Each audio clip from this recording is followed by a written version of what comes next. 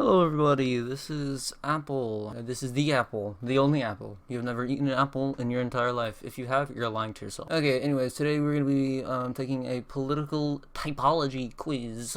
And just as every other political channel does, because I need content. And also it can give me some ideas, and I can talk about certain stuff, and here we go. So the first question here is, if you had to choose, would you rather have a smaller government providing fewer services, or a bigger government providing more services? So, obviously, you know my answer. A smaller government providing fewer services, but I want to talk about why that's my answer. So, there's nothing wrong. See, there's nothing inherently wrong with a government providing lots of services to the people. The problem is that in reality, a government, people in politics, majorly in politics, like up there negotiating things, some of them are good people. But at some point, there's going to be a bad legislator. There's going to be several bad legislators, and they could vote to manipulate people. And I feel the more dependent you are on government services, if those government services were to go away, it just kind of... If those government services go away, you're kind of screwed because you've been not living off of those government services, but you've been depending on those government services. So it's just kind of this whole ordeal. And the whole idea of communism and socialism only works in a society or in another world where people aren't evil and people don't want to exploit other people. But that's just not the case. And the people that try to implement communism, like the big people, the people in the government that try to implement communism know this. And that's why the vast majority of dictatorships, Soviet Russia, Venezuela, Cuba, all the big buzzwords, they all have very big governments. And people, and I also want to mention this, people like to say fascism is a conservative thing. Kinda, but big government, not big government, larger governments is a left thing, and the Nazism and fascism, not Nazism. Nazism was a conservative, extreme conservative thing. But fascism, which is the governmental system, Nazism was the belief, right? But fascism it had big government. You had one person leading it, and then again, monarchism is kind of a conservative thing too. It's strange, because people that generally supported monarchists were considered conservatives. But I don't know. There's been a lot of different switches in ideologies. You all know, like how the Democratic Party had more conservative values during the Civil War, but and the Republican Party had liberal values, but then they switched the other way. I don't really know much about that, but regardless. So yeah, a smaller government providing fewer services generally, and I do think I want to say that a government shouldn't not provide any services. There should be there should be a reasonable margin for reasonable services, but there are some people advocating for a bunch of services, and it's just like, at this point, your taxes are going to be as much as your internet bill, which is ridiculous, but regardless, but they already are, but Which of the following statements come closest to your view? America's openness to people from all over the world is essential to who we are as a nation. If America is too open to people from all over, it's losing our identity as a nation.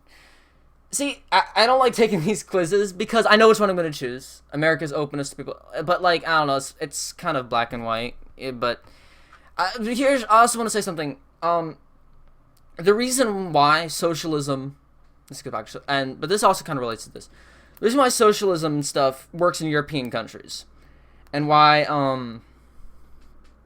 socialism and bigger governments and that kind of more liberal stuff works in Europe... works because that's the only other real Western culture area, Europe. And why it works there is mainly because and I'm not going to say that their ethnicities are uniform in their countries. That's not entirely true, but visibly,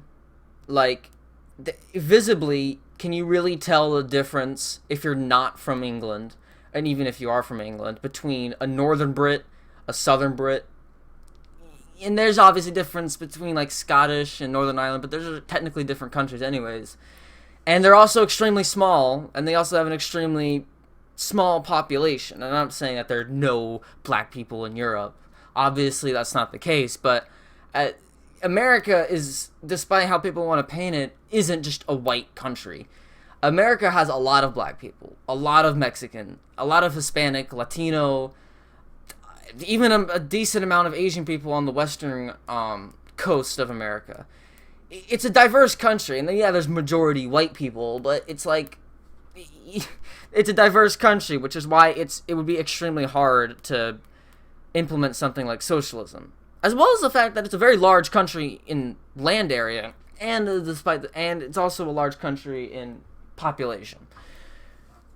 And let's go back. That's the reason why America has so many problems, is because of the diversity, and not all races like each other. And we're getting to the point where it's not that case anymore, but it's not just race, it's also the culture that they come from, conflicting cultural ideas.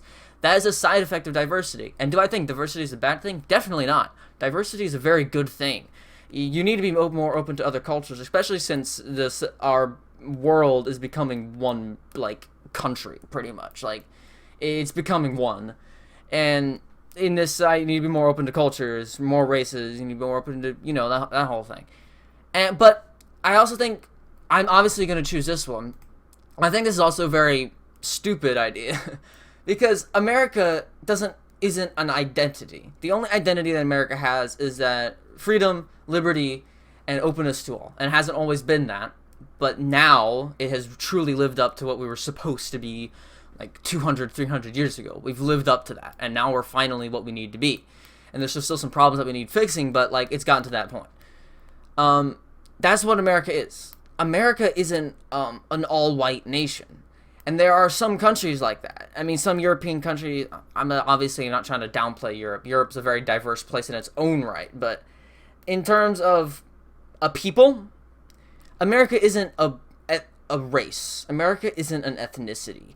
95% of all people in this country aren't one. Like, unless they just recently immigrated from another country, they're a mix. Like, you go to your average white person, they can be from like 17 different countries from Europe. You go to like black people, it could be from Africa, Haiti, all these different places, and it's like it's not uniform. And honestly, at this point, like a lot of people have like, you wouldn't think that they would be like part Mexican, or you wouldn't think that they would be part black, but it's the amount of mixing, and I don't know what the proper term is. The amount of interracial stuff going on is insane, and that's a good thing. And America isn't a people. America is an idea, and so obviously there's no identity for America. I think the only idea is liberty, openness for all, and freedom. In general, would you say experts who study a subject for many years is it better at making good policy decisions subject than other people, usually worse at making good policy decisions about that subject than other people? Neither better nor worse at making good policy about subject from. Now, this is one of the only questions I've actually seen where I have no idea which one would make me what part of the political spectrum. And I'm not choosing because of that. I'm choosing because I want to, but study a subject for many years are usually better, right? That makes sense. Like, if they study it, they're going to be better. And I don't think that's one person that studies things should have all the power of making policy decisions about it. I think they should have the opinion of the public. But, I mean, generally, they're going to know more about it. But, yeah, that makes sense. Thinking about increased trade of goods and services between the U.S. and other nations in recent decades, we say that the U.S. has gained more than it has lost because increased trade has helped lower prices, increased their competitiveness in some U.S. businesses. Lost or the gain it has gained because increased trade has caused jobs in manufacturing and other industries and lowered wages for some U.S. workers. Ooh, I agree with both of these. Okay, so trade with other nations is very good, right? You go trading, you get products from other nations. Some nations have better workforces. Medicine, trade is really good, but at the same time, America has a potential to be a vast industrial workhouse, but we're not. And I think we're very over reliant on other countries for a lot of our goods. China, but like we're very reliant. I mean, there's no doubt. Like, had 95% of like everything I buy or other people buy doesn't come from America. Like, it's a marketing tactic. Like, if it was made in America, it's like, whoa, I should get that. It's like a little label that they can put. Like, oh, we actually made it in our own country. Whoa, instead of just using Chinese slave labor. But it's a difficult question. Jobs in manufacturing, lowering wages from U.S. workers, increased trade has helped lower prices. Prejudice is... I don't know. Like, I gotta think about this.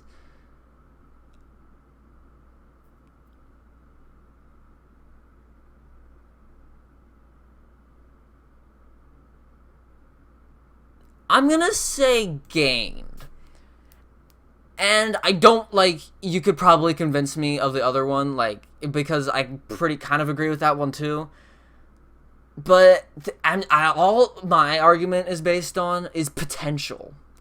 Like, what potential?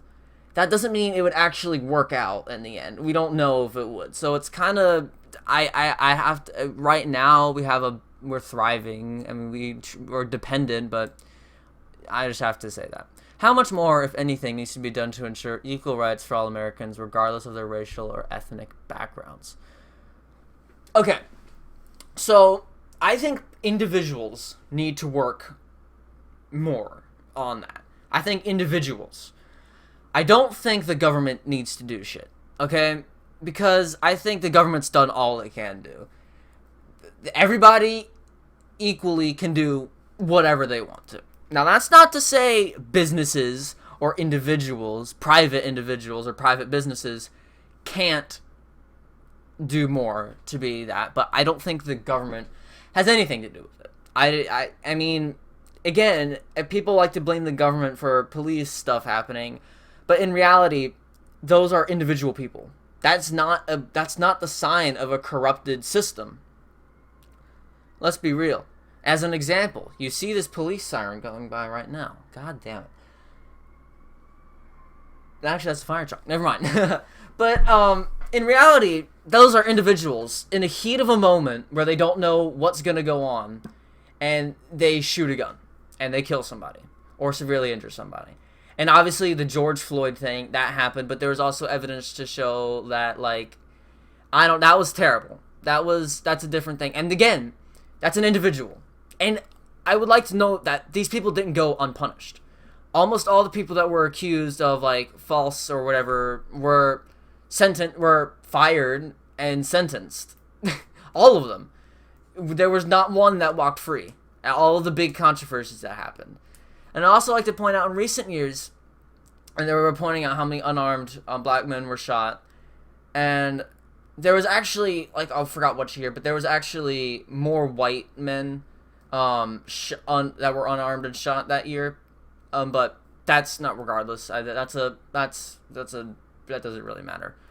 And regardless of that, the people always like to say that, oh, there's more black men in prison and all that kind of stuff, and there's always the argument of they commit more crimes, and that isn't false. And that's not me being racist. That's statistical analysis of who commits, and they're also a smaller portion of the population if you're comparing it, like, how many are in prison. And most of them did commit crimes too, so, And regardless of that fact, that you notice how all of their arguments aren't black people, they're black men. Black women that don't apply to the vast majority of any of this. Black women do not apply in most of these arguments. In fact, there was a study where white women were raised in the same area, and they took studies on their performance in life. And they performed the same, and actually in some areas, black women performed better than white women.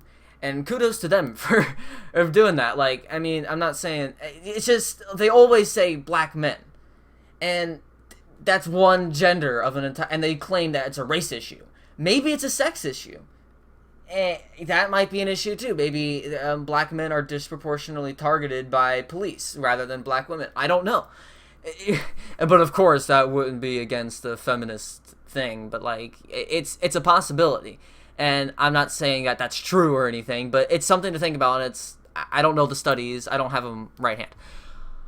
But in reality, I do think going back to the police force, I do think that the police force needs work, and not in honestly the other way. It needs to be funded more.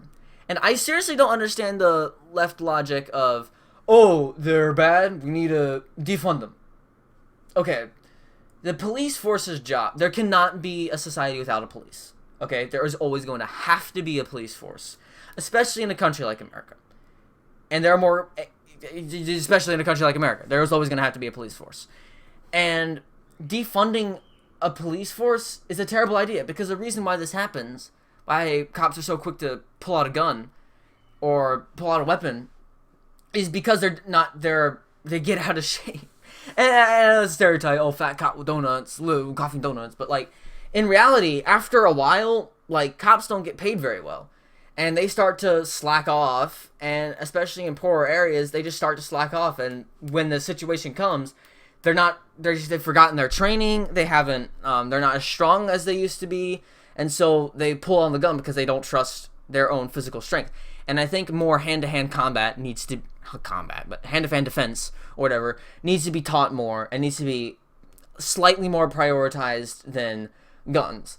And that might sound very liberal of me, but like, think about it. If all these cops are relying on their gun, then they're just gonna pull on it more, and that's not a very good idea. I'm not saying this all applies to all cops. A lot of cops keep physically strong and continue to keep themselves going, but they're usually in richer communities, richer areas.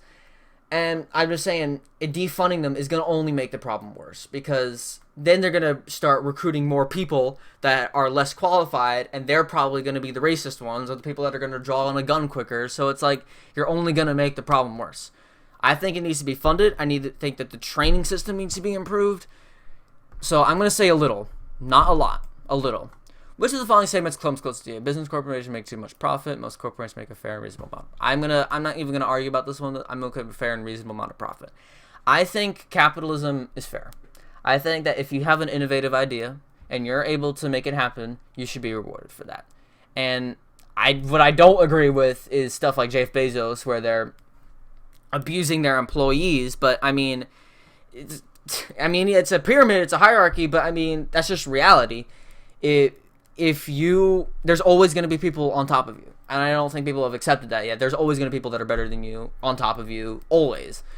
And I just think that you have a better chance in capitalism of being one of those people. If you have a good idea, you don't even have to have a great idea to be pretty well on. Like, you can just be another store on the block and they make a fair amount of income. Like, it doesn't take that much. There's always going to be people above you, and I always say this too. A healthy society, huge middle class, small amount of poor people, small amount of rich people, because the middle class do everything. I'm sorry, I banged on the microphone. The middle class do everything. That's just reality, and people think, oh, they're working on the backs of the poor or whatever. Middle class is everything. The middle class are the people that work. They're the people that buy, they consume, and they work. That's just reality. That's the healthy middle class. The rich people don't do that much. They manage the business. They're the managers. They don't work, and so if you had too many rich people, then there's not a lot of work being done. If too many poor people, obviously that means you have a bad society. So that's just what I believe. Here we go. How much, if at all, would it bother you to regularly hear people speak a language other than English in public? Not at all. Not at all. I fucking hate it when people are like, "It's America. You speak your own goddamn language. You fucking little bitch." You're like, shut the fuck up, dude. Like, I don't feel like I don't understand. Like, there's some stuff that I don't agree with, and I hate it, despite it. But I can form some kind of a conversation. I don't understand. Who the fuck cares? Who the fuck cares? They're talking between their own selves. They're not talking to you in that language. Who the fuck cares? God, it just pisses me off because I have no fucking idea why. I don't fucking understand why. It pisses me off. Not at all. It pisses me off. On a scale of 0 to 100, where 0 means you feel as cold and negative as possible, and 100 means you feel as warm as possible, how do you feel towards Democrats? How do I feel towards okay.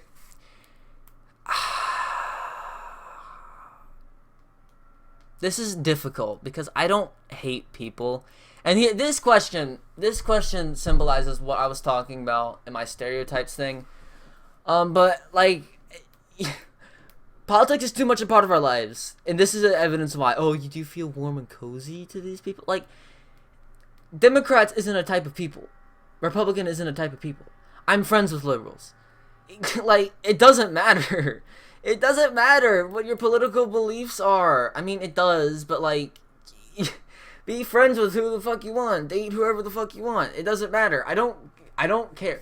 I would rather not. Do I have to answer? Okay, no, I don't. I actually don't have to answer. Okay, I'll answer. I'm going to say 50-50. I don't care. Which of these statements best describes your opinion about the United States? It stands above all other countries in the world, and one of the greatest countries in the world, along with some others. Yeah, I don't think U.S. stands above all other countries in the world. That just that sounds. I mean, see, I think that U.S. is among the greatest. You see what I'm saying? Like, I think there's like a couple other countries that are equal to us. I think it's a unique country, and there's good things about America. There's bad things about America. There's good things about other countries. Like, there are countries that have better stuff, certain things that are better than America's, but also have certain things that are worse than America. And I think it all balances out to the point where it's among the greatest. So I'm going to say that. How much of a problem, if any, would you say each of the following are in the country today? People being too easy about things, others say. I think this is a major problem. I think maybe not offended the right word, but I agree with this. I think that people are way easier to jump on people. Like, you'll see these people, there's this thing going around TikTok, people being culturally insensitive, and people just raged and ranted on them, calling them racist and stuff. And I get it. They're fucking stupid kids, right? But they're also like, wouldn't you want to teach them about that culture? And there's some of these people that I could tell they weren't trying to be offensive. They just didn't understand. And I feel like the better way to go around that would to be teach them about your culture. I'm just saying, like, I don't know, people jump on things too quickly, and maybe not as much of a political thing or race thing, but I mean, just in general, I don't know. There's some people that only will accept their opinions in other places and will get offended by any other. And they're both sides, obviously, but I don't know. It's a little bit strange. People saying things that are very offensive to others. I don't know. I mean, I had a strong belief about being with it, but it's easily quantifiable. You can notice when people are getting more offended by things that you say, but it's hard to say that are very offensive to others. I mean, I know where this is going, okay? Like, the top's the right, the bottom's the left. It's obvious. But I mean, like, there's nothing politically that you can do about people being jackasses, right? Like, and it's not really much of a thing to do about people getting offended. I mean, this is a cultural thing, but I mean, I don't know. I guess a minor problem. I know that people on the left can be extremely rude and insensitive, and I know that people on the right, far right, can be jackasses, but I'm not gonna say that's not a problem, but you know, I actually am. I feel like people are pretty nice generally. I mean, sometimes. I mean, where I live, people are generally pretty nice. It'd be weird. I live in Florida. It's a little weird.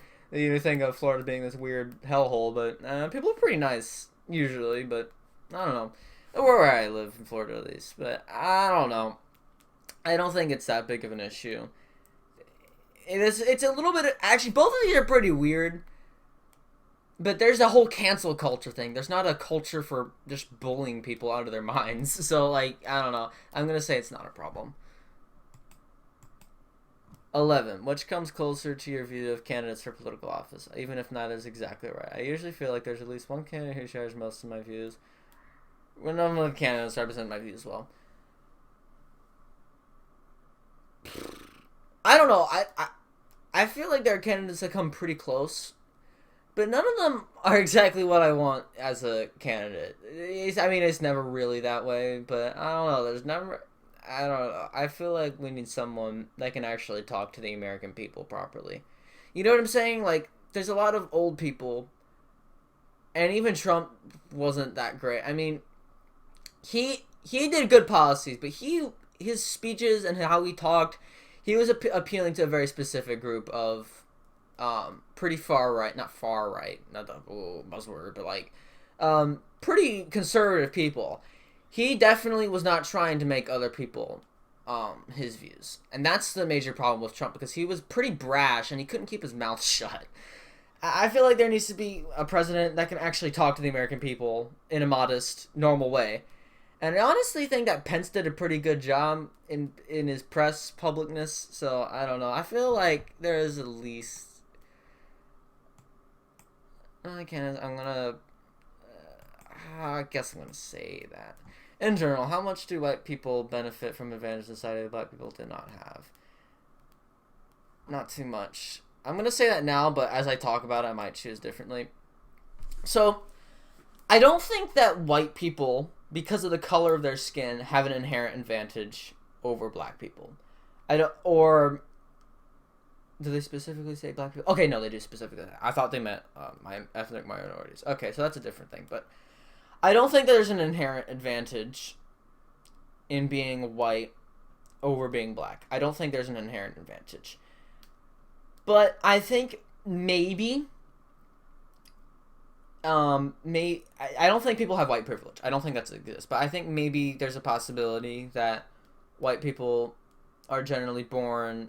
It's not okay. I have to start over.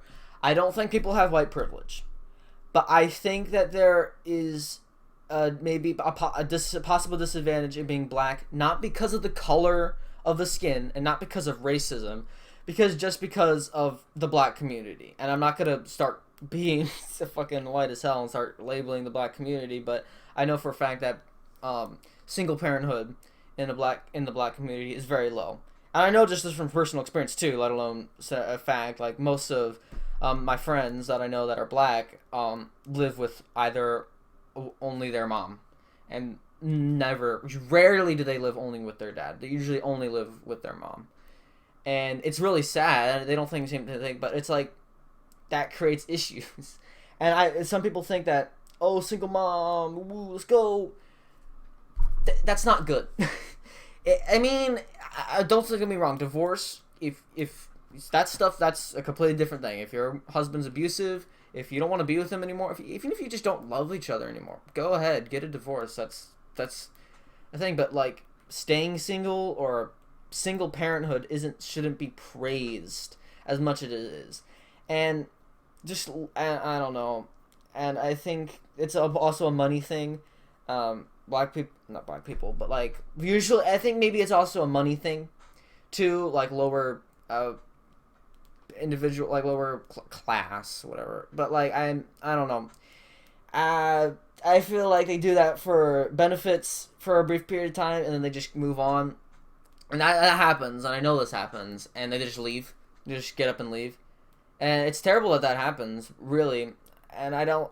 So I think that white people have an advantage, not because of the color of their skin, but just because generally they're going to be sticking with one parent. Not what I meant. They're going to be sticking with two parents, full family, and I think that's just a major thing. That's pretty much the major thing. So I think not too much, but there's really one major issue, and I think that staying in one family should be more prioritized and should be talked about more. And it's not because I'm trying to be old-fashioned. It's because, like, psychologically, if you're a male, you need a male support in your life, and you need the caring of a mother. You need the motherly love, and you need the strength of a male figure. If you're a female, you need the female role model, and you need the support and the strength of a father. And people that only grow up with their mother generally have more issues, or only grow up with their father have struggle with compassion. I know this for a fact. People that only grow up with their fathers generally struggle with compassion and care and that kind of thing. They're usually very closed off. People that only grow up with their mothers don't have that strong male figure and are usually quiet, and they just mental issues. And I'm not saying that being gay is caused by this, but I generally notice that people that grow up with only single parents, whether it be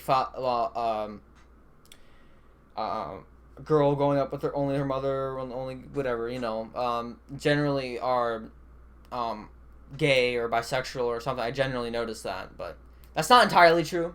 Not generally, but I feel like the people that are gay usually only have I have a single parent, not both parents. I don't know. I've noticed that. That's not a statistical fact, but I just noticed that. So I'm just gonna say, whatever.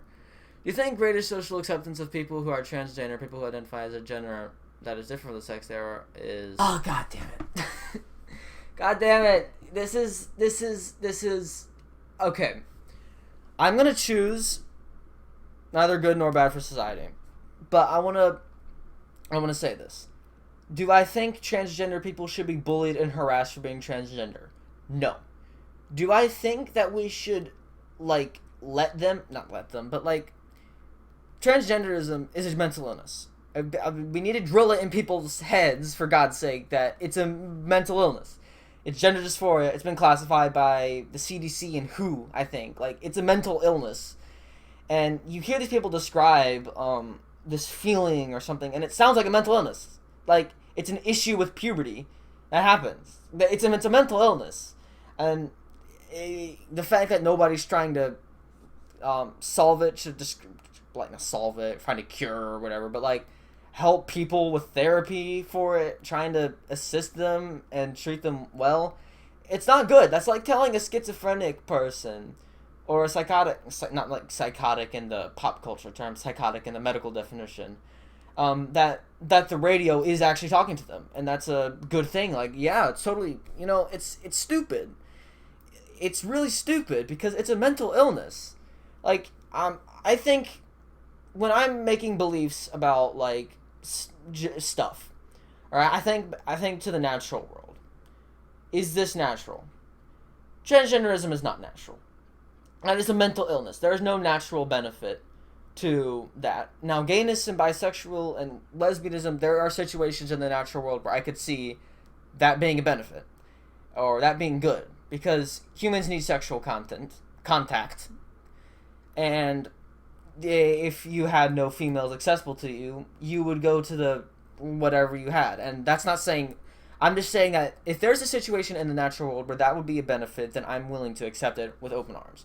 But transgenderism, no way in the natural world would that ever be a good idea.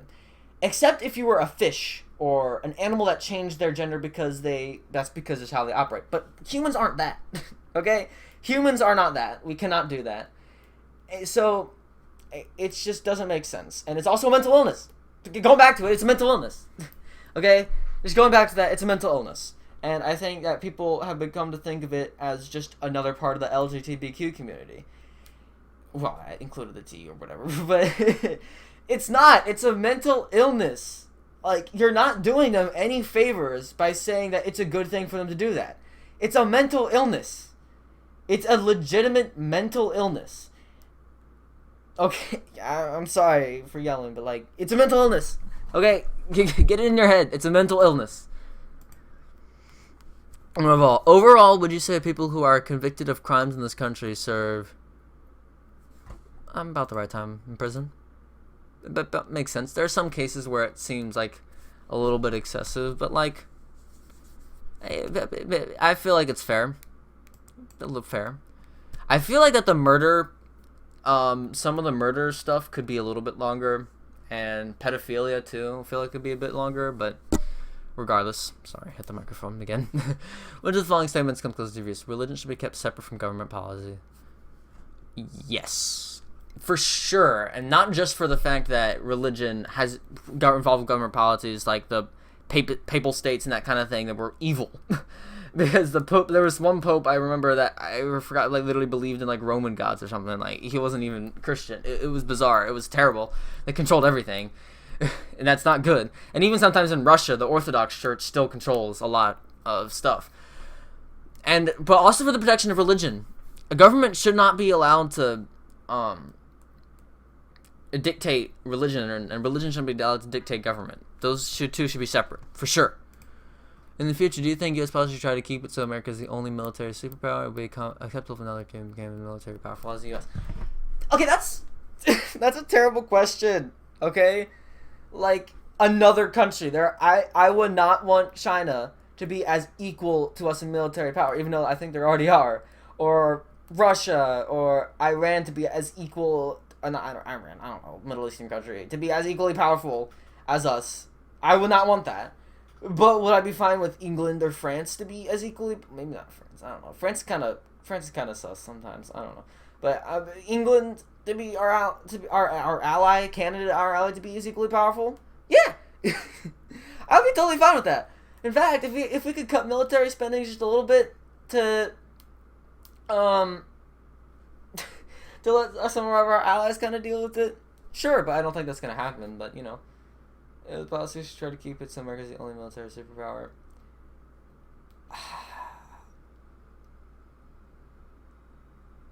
Yeah, I think so. But I think we should be like as military as military powerful. I would be fine if there was an equal superpower. Nothing more than that though. And they also say okay, let's see what the result is. Ambivalent right. I don't know what that means. Alright, hold up. Let me find what this actually means. Let me read this first. Alright, so this is actually pretty accurate. So it was saying like this is more of like a on finances, gender and race, federal government, that kind of thing, but like foreign policy, same-sex marriage, and less restrictive stance on it. So it's like fiscally conservative monetarily, and yeah, that makes sense. Like that's pretty much what I believe. That's pretty accurate, I would say. That's pretty accurate, because socially I'm pretty moderate, because my whole core belief about social stuff, do whatever the hell you want. I don't really give a shit. If I'm gonna be honest, do whatever the hell you want. But like, I think that stuff like transgenderism and stuff like that should be more investigated on if it's actually mental illness. But besides that, do whatever the fuck you want. Like, I don't give a shit. I don't understand why people give a shit what other people are doing. I don't really. So populist right, committed conservative, faith and flag.